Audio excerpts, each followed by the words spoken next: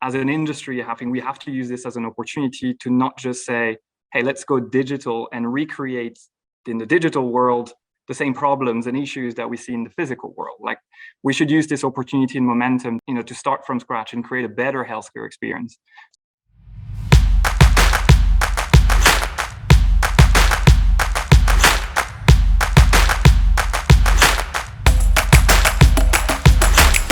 Now, you guys at Zerose are key players really in the digital transformation of medication here in Europe.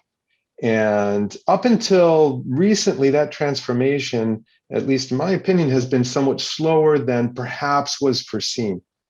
So my question is, do you think that in any way the pandemic has changed the pace of change itself in terms of digital support for patients in Europe? I think what I feel very good and positive about is beyond those numbers.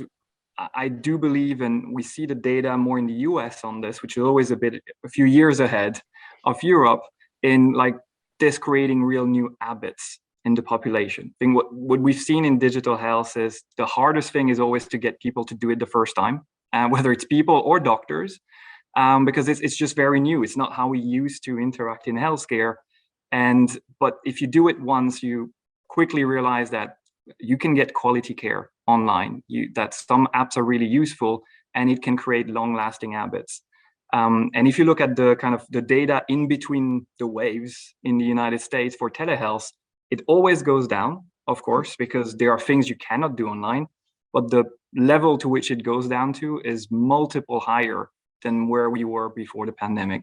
So I think there's really a lot of good signs that this is a transformation and not like an epiphenomenon that is just due to quarantines and the pandemic.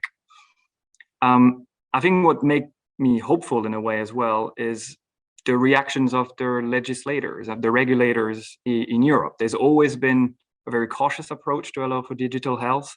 And now we see, well, the level of quarantine, the pandemic is forcing everybody to change.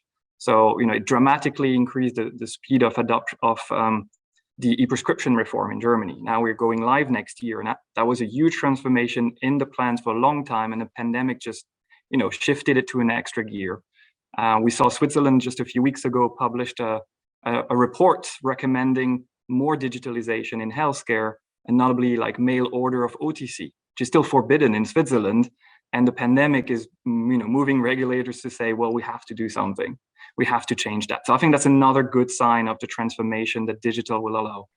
I think the only other side of the coin, maybe I would mention, is as an industry, I think we have to use this as an opportunity to not just say, hey, let's go digital and recreate in the digital world the same problems and issues that we see in the physical world. Like, we should use this opportunity and momentum, to start from scratch and create a better healthcare experience.